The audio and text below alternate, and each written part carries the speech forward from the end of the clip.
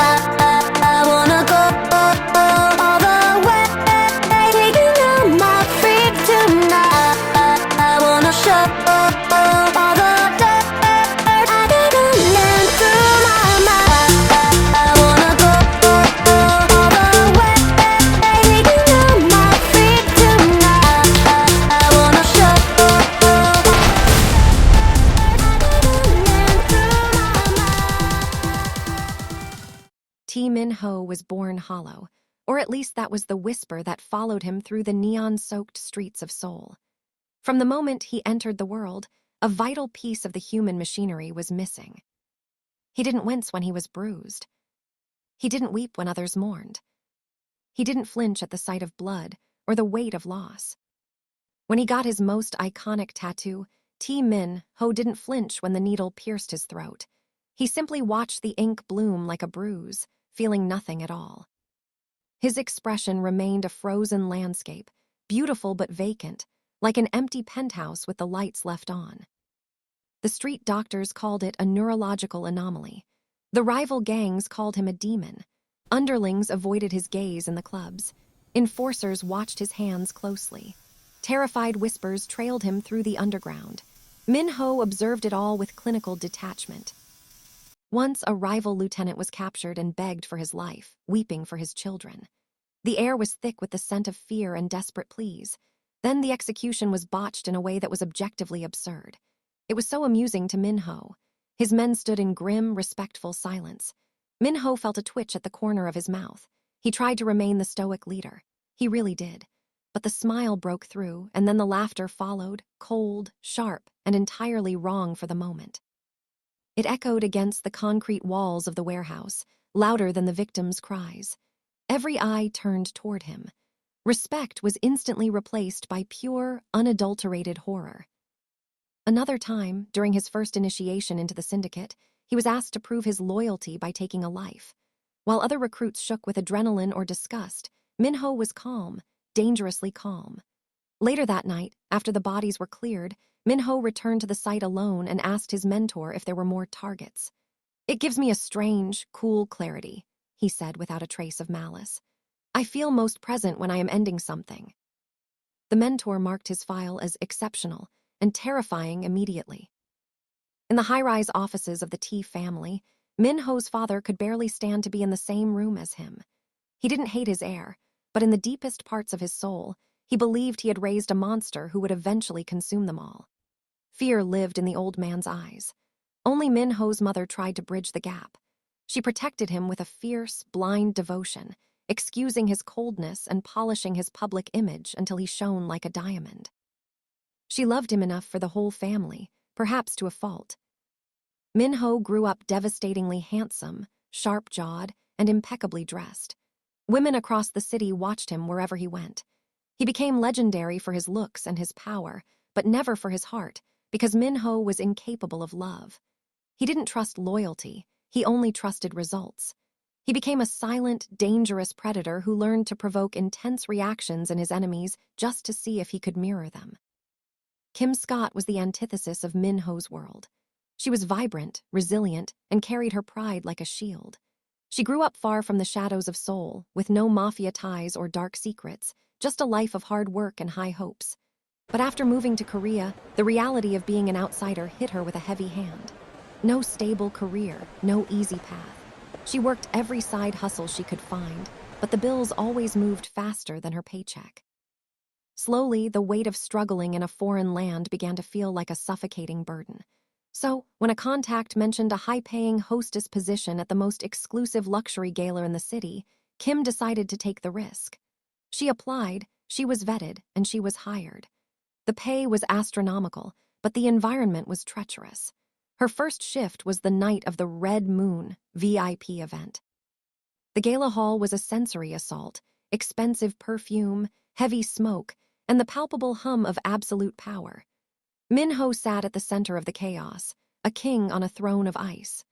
Surrounded by socialites vying for his attention and touching his tailored sleeves, he watched the room with bored, dead eyes.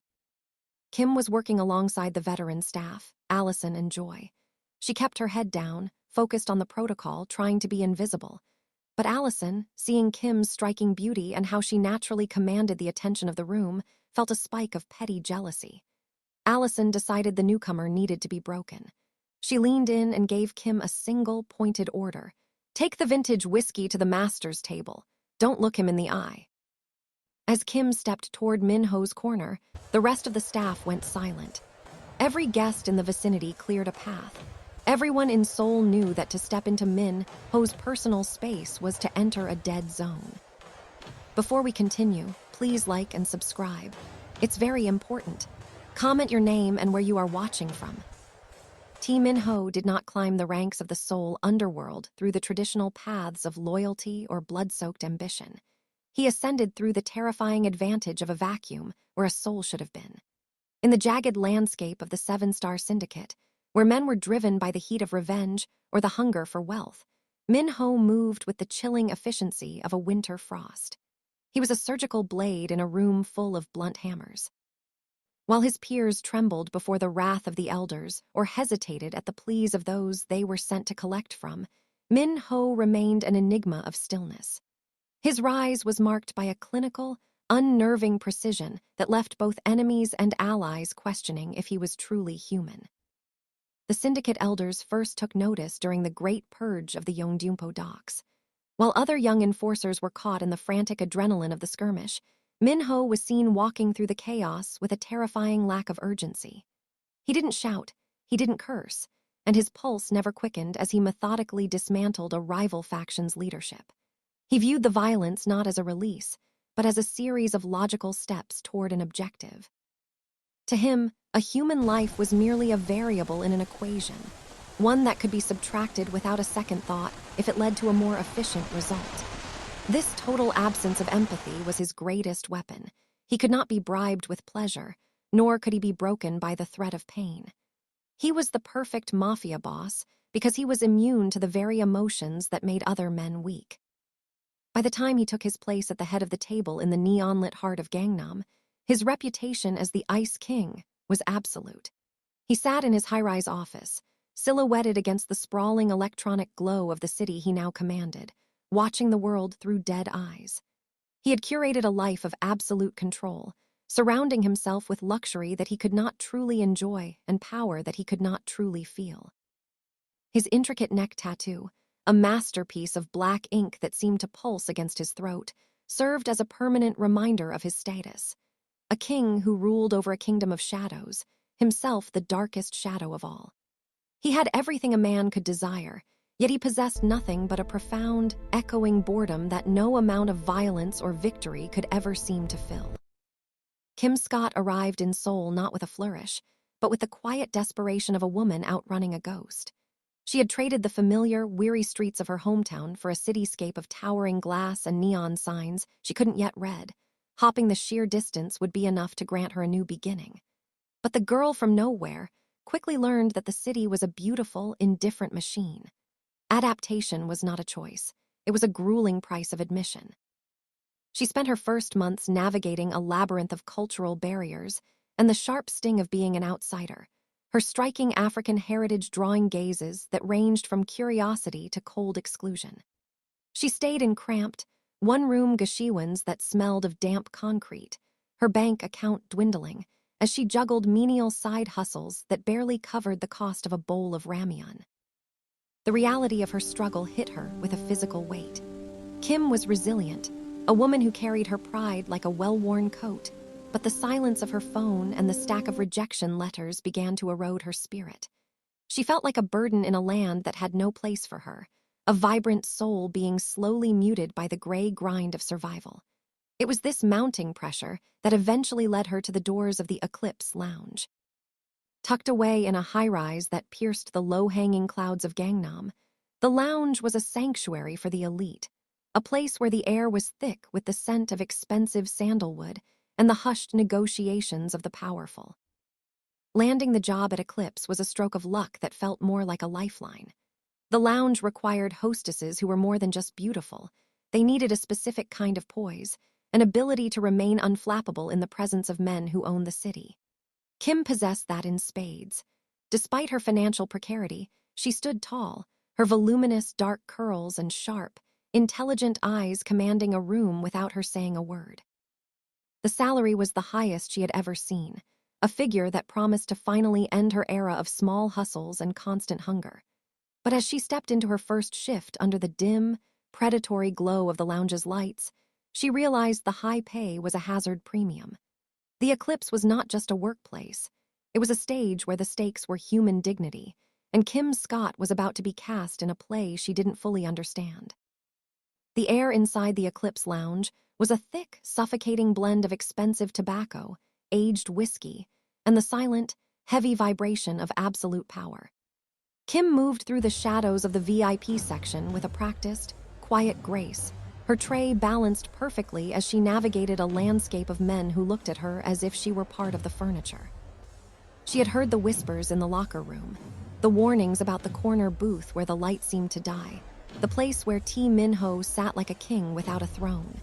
But Kim had survived too much to be cowed by a reputation she hadn't witnessed. To her, he was just another patron, another hurdle between her and the paycheck she desperately needed to keep her head above water. Min-ho sat at the edge of the room, draped in a tailored black suit that made him look like a phantom carved from the night itself. He was surrounded by a cacophony of shallow laughter and the clinging hands of women who feared him as much as they desired him, but his eyes remained bored, tracking the room with a clinical, deadened gaze. He watched Kim approach, nodding the way she didn't lower her head like the others, the way her dark, voluminous curls seemed to catch the dim light with a defiance of their own. She was a foreign element in his controlled environment, a splash of vibrant color in a world he saw only in shades of gray. The collision happened in a heartbeat of shattered silence. As Kim leaned in to serve a heavy glass of vintage scotch, a drunken associate of the syndicate shifted abruptly, his elbow catching her arm with a clumsy, jarring force. The tray tilted, and the amber liquid cascaded down the front of Min-ho's pristine shirt, the ice clinking mockingly against the floor. The room went instantly, terrifyingly still.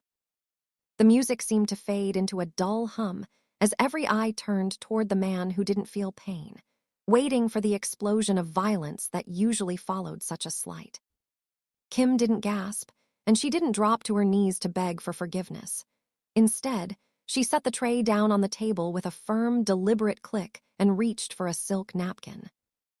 Her eyes met Min-ho's, not with the trembling submission he was used to, but with a searing, no-nonsense fire. "The man next to you has no balance," she said, her voice steady and echoing in the unnatural silence as she began to dab at the stain on his chest. Min-ho reached out, his cold fingers wrapping around her wrist to stop her movement. He looked at her, searching for the flicker of terror that usually fed his boredom, but he found only a mirror of his own intensity. For the first time in his life, the Ice King felt a strange, electric jolt of curiosity, a jagged crack forming in the smooth surface of his indifference. In the days that followed the incident at the Eclipse, T. Min-ho found himself trapped in a loop of clinical fascination. He did not understand the concept of a crush or the warmth of attraction. To him, Kim Scott was simply a glitch in a world of perfect, predictable algorithms. Every other person in his life was a constant. They bowed, they bled, or they broke exactly when the math suggested they should. But Kim was a variable that refused to settle. He began to haunt the lounge from the shadows of the upper mezzanine, his gaze fixed on her as she navigated the floor with that same upright, defiant posture. He watched the way she handled the entitled hands of businessmen and the subtle sneers of her coworkers, waiting for the moment her composure would crack and reveal the same hollow fear that lived in everyone else. It wasn't affection that drew him. It was an itch at the back of his mind that demanded he solve her.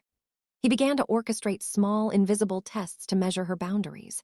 He would have his subordinates create minor obstacles, a missing supply, a difficult customer, a sudden change in schedule, just to observe her reaction through the high-definition security feeds in his office. He watched her solve problems with a fierce, quiet intelligence that made his own pulse feel like a foreign object in his chest. Most people in Seoul were like mirrors, reflecting back whatever image he chose to project. But Kim Scott was a wall of solid, impenetrable stone. The more she ignored his status, the more his boredom was replaced by a sharp, jagged obsession. His obsession manifested as a quiet, predatory surveillance. He didn't want to possess her heart. He wanted to understand the mechanics of her spirit. He pored over her file, memorizing the details of her arrival in Korea and her struggle for survival, looking for the break that surely existed within her. He was like a scientist staring at a new species, trying to find the nerve that would finally make her flinch. For a man who had spent his entire life in a sensory void, Kim became the only thing that felt real, a puzzle so complex that it threatened to wake up the dormant parts of his brain. He was playing a dangerous game of observation, unaware that by staring so intently into her light, he was finally beginning to see the true depth of his own darkness. The predator's silence is never truly silent to those who live by the sword. It is a frequency that the desperate and the ambitious tune into with predatory instinct. It did not take long for the rival Biko faction to notice the subtle shift in the atmosphere surrounding T. Min-ho. They had watched him for years, looking for the slightest tremor in his hand or a momentary lapse in his clinical judgment, finding nothing but a void. But now, the Ice King was lingering. He was frequenting the Eclipse Lounge not for the ledgers or the tributes, but to anchor his gaze upon a single, vibrant woman who seemed entirely unaware of the target painted on her back. To the Biko leadership, Kim Scott was no longer just a hostess. She was a potential breach in an otherwise impenetrable fortress. The gambit was set into motion with the cold efficiency of a street-level execution. They didn't strike at Min-ho directly. That would have been suicide, but instead chose to manipulate the environment around the one variable he couldn't control. They orchestrated a staged disturbance during a high-profile night at the lounge, hearing a group of disposable thugs to masquerade as disgruntled, high-rolling debtors. The plan was simple: create a chaotic flashpoint that would force Kim into the center of a violent confrontation, a situation where her safety would be compromised in a way that Min-ho could not ignore. They wanted to see if the man who felt nothing would finally move with the heat of a protector, or if he would remain frozen in his boredom while she was broken before his eyes. The tension in the lounge began to curdle as the hired agitators grew increasingly aggressive, their voices rising above the jazz to a pitch of jagged hostility. They began to harass the staff, intentionally targeting Kim's section with a focused, ugly energy. They knew that Min-ho was watching from his perch, his eyes likely tracking the unfolding scene with the same deadened curiosity he applied to everything. This was the test of his legendary lack of weakness. If he intervened, he would expose a nerve they could later sever. If he did nothing, they would have successfully dismantled a piece of his world just to prove they could. As the first glass was shattered and a rough hand reached out to grab Kim's shoulder, the room held its breath, suspended in the terrifying second before a monster decides whether or not to show its teeth. The transition from the chaos of the lounge to the sterile silence of the penthouse was as jarring as a sudden drop in temperature. T. Min-ho had intervened not with the frantic energy of a hero, but with the cold efficiency of a man reclaiming his property. He had dismissed the Biko thugs with a single, whispered command that carried the weight of a death sentence. Yet as he led Kim Scott to his private elevator, he didn't offer a word of comfort or a steadying hand. To him, the rescue was a tactical necessity, a business transaction to ensure his most intriguing variable remained intact. He treated her presence in his inner sanctum with the same detached professionalism he would accord a high-stakes ledger, his face a mask of porcelain indifference that gave away nothing of the storm he had just quelled. Inside the penthouse, the walls were glass and the floors were polished stone, reflecting a city that looked like a circuit board far below. Kim did not crumble under the weight of the evening's terror. Instead, she stood in the center of the vast, minimalist living room and waited for the bill to be presented. She watched Min-ho as he poured 2 glasses of water, his movements rhythmic and devoid of tremor. When he finally spoke, his voice was clinical, stripping the night of its drama. "You were an inefficiency tonight," he stated plainly, sliding a glass toward her across the marble island. "The Biko used you to measure my pulse. It was a predictable move, but your safety is now a line item in my security budget." Kim didn't flinch at the coldness of his words. She took a slow sip of the water, her eyes locked onto his with a searing, quiet intelligence that refused to be diminished. "Is that all I am to you? An entry in a ledger?" she asked, her voice steady enough to cut through the silence. She saw the way his eyes tracked the movement of her throat as she swallowed, a predatory focus that felt more like a dissection than a gaze. You didn't bring me here because of a budget, Min-ho. You brought me here because for the first time in your life, you didn't know what was going to happen next. A psychological stalemate settled over the room, thick and suffocating. Min-ho leaned against the counter, his intricate neck tattoos shadowed in the dim light, looking at her as if she were a riddle he was determined to solve without feeling the answer. He challenged her worth, mocking the burden of her struggle and the futility of her pride in a world owned by men like him. But for every cold barb he threw, Kim returned a truth that pierced his armor. She wasn't fighting for her life anymore. She was fighting for the recognition of her humanity. In the heart of his kingdom of ice, she became the only thing that generated heat, forcing the Ice King to realize that while he might own the city, he had no power over the woman standing 3 feet away from him. Min-ho moved away from the glass, the city lights casting long, distorted shadows across the marble floor that made him look like a dark stain on a perfect surface. He turned his gaze back to Kim Scott, his eyes narrowing as he began to pace around her like a wolf inspecting a trap. He didn't see a woman. He saw a defiant spark that he felt a sudden, pathological need to extinguish. If he could not feel warmth, he would ensure she felt the full weight of his coldness. He began to speak, his voice a low, melodic drone that carried the sharp edge of a razor. He targeted her presence in his country, mocking the desperate hope that had brought her across an ocean only to end up serving drinks to monsters in a language she barely mastered. He reduced her struggle to a punchline, calling her a ghost in a city that would never see her, an invisible beggar who mistook survival for significance. He mocked her heritage and her pride, suggesting that her defiance was merely a mask for a soul that knew it was worthless in the face of real power.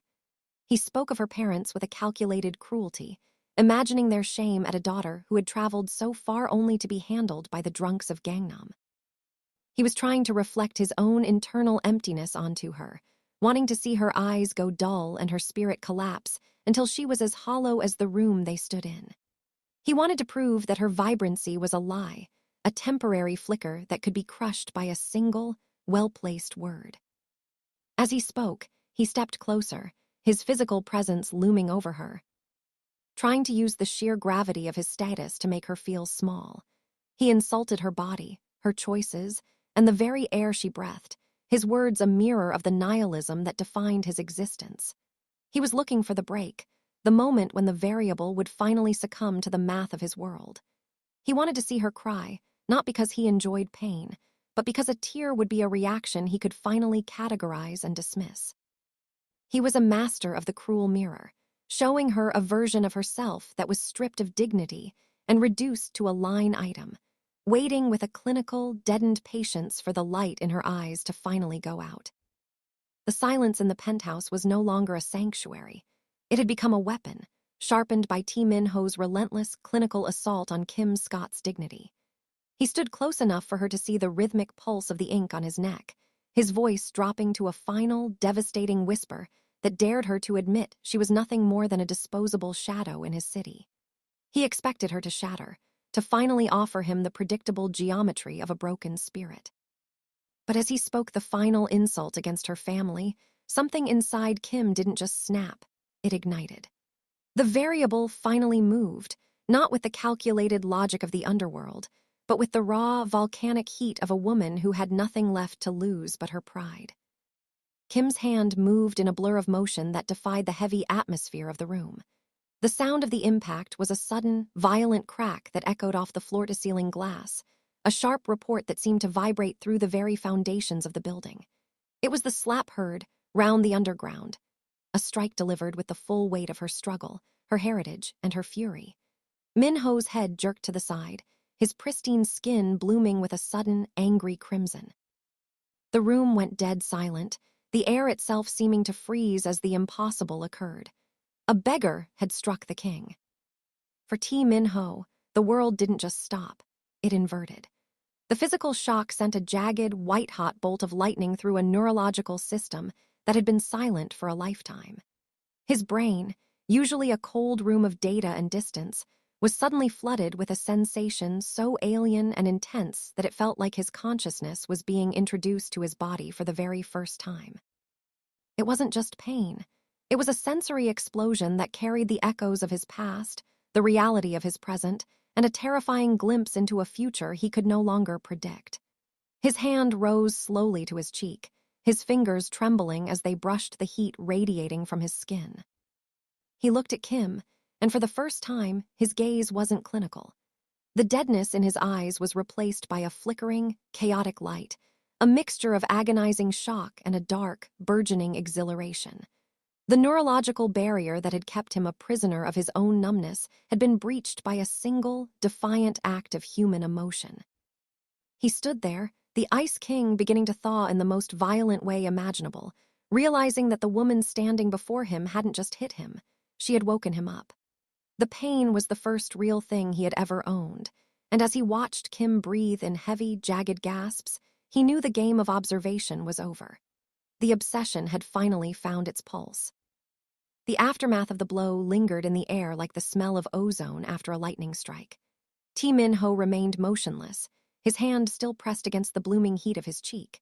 In the clinical silence of the penthouse, the world he had known, a monochromatic landscape of data points and dull shadows, began to dissolve.